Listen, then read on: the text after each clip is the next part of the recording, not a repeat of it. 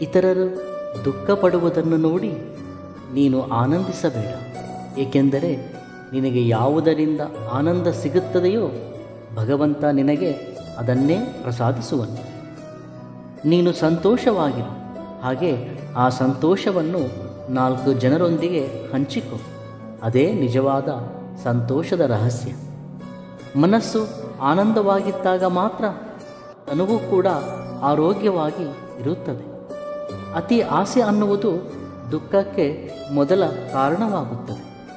ಅತಿ ಆಸೆಯಿಂದ ವಿಮುಕ್ತಿ ಹೊಂದಿದರೆ ದುಃಖವೂ ಕೂಡ ಅಂತ್ಯವಾಗುತ್ತದೆ. ಇತರರ ಜೀವನದ ವಿಷಯಗಳ ಬಗ್ಗೆ ಆಸಕ್ತಿ ಇಲ್ಲದಿದ್ದಾಗ ಮಾತ್ರ ಜೀವನ ಪ್ರಶಾಂತವಾಗಿ ಸಾಗುತ್ತದೆ. ಕೆಲವರಿಗೆ ಯಾವಾಗಲೂ ಇತರರ ಜೀವನದ ಕುರಿತು ಬಹಳ ಆಸಕ್ತಿ ಹೊಂದಿರುತ್ತಾರೆ. ಇತರರ ಬಗ್ಗೆ ಮಾತನಾಡುವುದೇ ಅವರ ದೈನಂದಿನ ಕೆಲಸವಾಗಿರುತ್ತದೆ. ಇಂಥವರು ಯಾವ ಕಾಲದಲ್ಲೂ ಸಂತೋಷವಾಗಿರಲು ಸಾಧ್ಯವಿಲ್ಲ ಎಂಬುದನ್ನು ನೆನಪಿಟ್ಟುಕೊಳ್ಳಿ. ಜೀವನ ಪ್ರಶಾಂತವಾಗಿ ಸಾಗಲು ಒಂದೇ ಒಂದು ಸೂತ್ರವನ್ನು ಜೀವನ ಪೂರ್ತಿ ಅನುಸರಿಸಿದರೆ ನಮ್ಮ ಬಳಿ ಯಾವತ್ತೂ ಅಶಾಂತಿ ಸುಳಿಯುವುದಿಲ್ಲ. ಯಾರು ಯಾವುದೇ ವಿಷಯದಲ್ಲಿ ಅತಿ ಅನ್ನುವುದನ್ನು ದೂರವಿಡುವರೋ ಅವರು ಅನಾವೃಷ್ಟಿಯಿಂದ ತಪ್ಪಿಸಿಕೊಳ್ಳುವರು. ಈ ಪ್ರಕೃತಿಯಲ್ಲಿ ಯಾವುದೇ ಆಗಲಿ ಅತಿಯಾದರೆ ಅದು ವಿರುದ್ಧವಾದ ಆಕಾರವನ್ನು ಪಡೆದುಕೊಳ್ಳುತ್ತದೆ. ಕೆಲವರು ಅತಿಯಾದ ಉಪವಾಸ ಮಾಡುವರು. ಅತಿಯಾದ ಉಪವಾಸ ದೇಹದಲ್ಲಿ ಶಕ್ತಿಯನ್ನು ಕ್ಷೀಣಿಸುತ್ತದೆ. ಹಾಗೆ ಕೆಲವರು ಅತಿಯಾಗಿ ತಿನ್ನುವರು. ಇದರಿಂದ ದೇಹಕ್ಕೆ ಅನಾರೋಗ್ಯ ಉಂಟಾಗುತ್ತದೆ. ಅತಿಯಾಗಿ ದೈಹಿಕ ಶ್ರಮ ವಹಿಸಿದರೂ ದೇಹಕ್ಕೆ ಶ್ರಮ ಉಂಟಾಗುತ್ತದೆ. ಹಾಗೆ ಅತಿಯಾದ ವಿಶ್ರಾಂತಿಯು ದೇಹಕ್ಕೆ ಜಡತ್ವವನ್ನು ತಂದೊಡ್ಡುತ್ತದೆ. ಹೀಗೆ ಎಲ್ಲಿ ಅತಿ ಇರುವುದನ್ನು ಗಮನಿಸುವಿರೋ ಅಲ್ಲಿ ಅದನ್ನು ಮಿತಿಗೊಳಿಸಲು ಪ್ರಯತ್ನಿಸಿ. ಅತಿಯಾದ ವಿಶ್ವಾಸ, ಅತಿಯಾದ ಸ್ನೇಹ, ಅತಿಯಾದ ಬಾಂಧವ್ಯ, ಅತಿಯಾದ ಬುದ್ಧಿವಂತಿಕೆ ಯಾವುದೂ ಒಳಿತಲ್ಲ. ಹಾಗೆ ಪ್ರಮುಖವಾದದ್ದು ಅತಿಯಾದ ಪ್ರೇಮವನ್ನು ಯಾರ ಮೇಲೂ ಬೆಳೆಸಿಕೊಳ್ಳಬೇಡಿ. ಅತಿಯಾದ ಪ್ರೇಮವು ನಿಮ್ಮನ್ನು ದುಃಖ ನೋವುಗಳಿಗೆ ದಾರಿ ಮಾಡಿಕೊಡುತ್ತದೆ, ಹಿನ್ನದೆಗೆ ಒಳಪಡಿಸುತ್ತದೆ.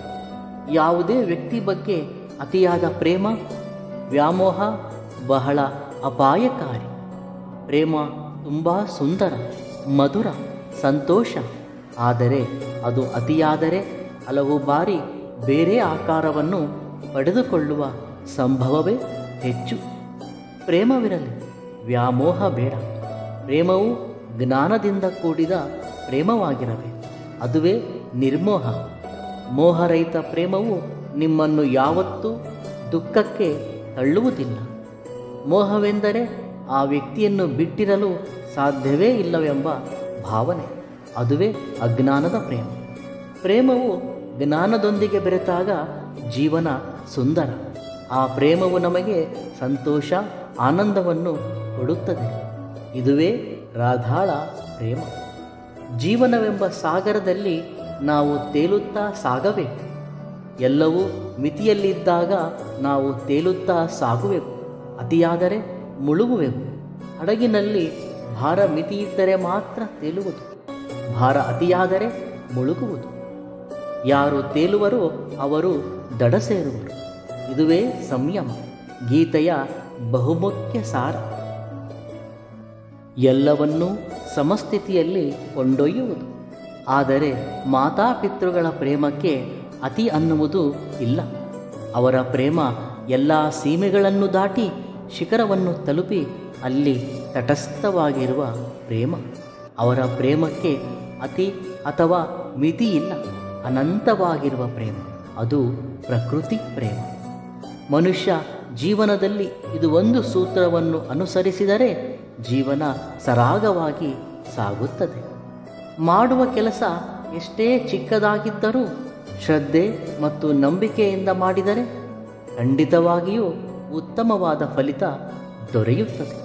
ಫಲಿತದ ಮೇಲೆ ಎಷ್ಟು ಶ್ರದ್ಧೆ ವಹಿಸುವಿರೋ ಅದನ್ನು ಹೊಂದುವ ವಿಧಾನದಲ್ಲೂ ಅಷ್ಟೇ ಶ್ರದ್ಧೆಯನ್ನು ಅನುಸರಿಸಬೇಕು. ನಿಮ್ಮ ಬೆನ್ನ ಹಿಂದೆ ನಿಮ್ಮ ಬಗ್ಗೆ ತಪ್ಪಾಗಿ ಮಾತನಾಡುವವರ ಬಗ್ಗೆ ಚಿಂತಿಸಬೇಡಿ, ಭಯಪಡಬೇಡಿ, ಹಾಗೆ ದುಃಖವೂ ಪಡಬೇಡಿ. ಏಕೆಂದರೆ ಅವರ ಸ್ಥಾನ ಯಾವಾಗಲೂ ನಿಮ್ಮ ಹಿಂದೆಯೇ ಇರುತ್ತದೆ. ಭೂಮಿಯಲ್ಲಿ ಹೂತಿಟ್ಟ ಎಲ್ಲವನ್ನೂ ಕರಗಿಸಿ ನಾಶ ಮಾಡುವ ಮಣ್ಣು ಒಂದು ಸಣ್ಣ ಬೀಜಕ್ಕೆ ಮಾತ್ರ ಪ್ರಾಣ ಕೊಟ್ಟು ವೃಕ್ಷವನ್ನಾಗಿ ಮಾಡುತ್ತದೆ. ಇದೇ ಸೃಷ್ಟಿ ಧರ್ಮ. ಯಾರು ಧರ್ಮದಿಂದ ಬದುಕುವರೋ ಅವರು ಮಹಾವೃಕ್ಷವಾಗಿ ಬೆಳೆಯುವರು. ಅತಿಯಾಗಿ ಆಸೆ ಪಟ್ಟರೆ ಆನಂದ ಆವಿಯಾಗುತ್ತದೆ. ಅತಿಯಾಗಿ ಶಾಸಿಸಿದರೆ ಸಂತೋಷ ದೂರವಾಗುತ್ತದೆ. ಹಾಗೆ ಅತಿಯಾಗಿ ಬಾಂಧವ್ಯ ಬೆಳೆಸಿದರೆ ಅದೇ ಸ್ಥಾಯಿಯಲ್ಲಿ ನೋವು ಕೂಡ ಪಡಬೇಕಾಗುತ್ತದೆ. ಅತಿ ಯಾವಾಗಲೂ ಅನರ್ಥವೇ.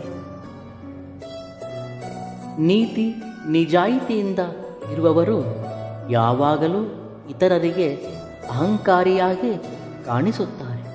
ಆದರೆ ಅದು ಅಹಂಕಾರವಲ್ಲ, ಆತ್ಮಗೌರವವೆಂದು ಅವರಿಗೆ ತಿಳಿಯುವುದಿಲ್ಲ. ಇರುವಷ್ಟು ದಿನ ಈ ಜೀವನದಲ್ಲಿ ಅದು ಇಲ್ಲ ಇದು ಇಲ್ಲವೆಂದು ಕೊರಗಬೇಡ. ಇರುವುದರಲ್ಲಿಯೇ ಸಂತೋಷವಾಗಿರುವುದನ್ನು ಕಲಿ. ಮತ್ತೆ ಮುಂದೆ ಬರುವುದು ದಿನಗಳಲ್ಲ, ಜ್ಞಾಪಕಗಳು ಮಾತ್ರವೇ.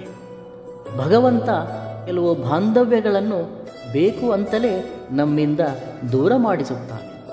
ಕಾರಣವೇನೆಂದರೆ ನಮಗೆ ತಿಳಿಯದ ಕೆಲವು ಸತ್ಯಗಳು ಭಗವಂತನಿಗೆ ಮಾತ್ರವೇ ಗೊತ್ತಿದೆ. ಆದ್ದರಿಂದ ಸಹನೆಯಿಂದ ಮಾಡುವ ಶ್ರಮ ಯಾವತ್ತೂ ಕೂಡ ವ್ಯರ್ಥವಾಗುವುದಿಲ್ಲ. ಸಹನೆಯಿಂದ ಕಾದು ನೋಡು, ನಿನ್ನ ಶ್ರಮಕ್ಕೆ ತಕ್ಕ ಪ್ರತಿಫಲ ತಪ್ಪದೇ ದೊರೆಯುತ್ತದೆ. ನಿಮ್ಮನ್ನು ನೋವುಪಡಿಸಿದ ಸಂದರ್ಭವನ್ನು ಮರೆತು ಬಿಡಿ, ಆದರೆ ಆ ನೋವು ಕಲಿಸಿದ ಪಾಠವನ್ನು ಮಾತ್ರ ಮರೆಯಬೇಡಿ. ಕಾಲಕ್ಕೆ ಮತ್ತು ಕಷ್ಟಕ್ಕೆ ಜ್ಞಾಪಕ ಶಕ್ತಿ ಹೆಚ್ಚು.